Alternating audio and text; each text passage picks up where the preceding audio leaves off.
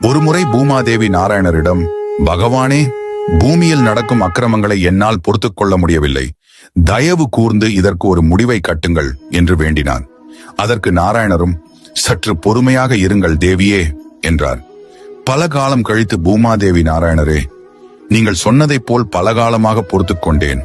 ஆனால் முனிவர்கள் செய்யும் யாகத்தை கெடுப்பவர்கள், கொலை செய்பவர்கள், காமவெறி பிடித்தவர்கள், அடுத்தவரின் உழைப்பை திருடுபவர்கள் எல்லோரையும் சேர்த்து சுமக்கிறேனே. இவர்களை தாங்கும் சக்தி எனக்கு இல்லை, இவர்களை அழிக்கும் பலமும் எனக்கு இல்லை. என்னையும் இப்பூமியில் வாழும் நல்லவர்களையும் காப்பாற்றுங்கள் என்றார். பூமாதேவியின் இந்த புலம்பல் சத்தம் அந்த பகவானுக்கும் கேட்டது. பிரம்மாவின் காதலும் விழுந்தது. ஈசனும் கொதித்து எழுந்தார். சிவனும் பிரம்மரும் மற்ற தேவர்களுடன் நாராயணரை சந்திக்க சென்றனர். ஆனால் அங்கு அவர் இல்லை. ஆனால் பிரம்மருக்கு மட்டும் ஒரு செய்தி வந்தது.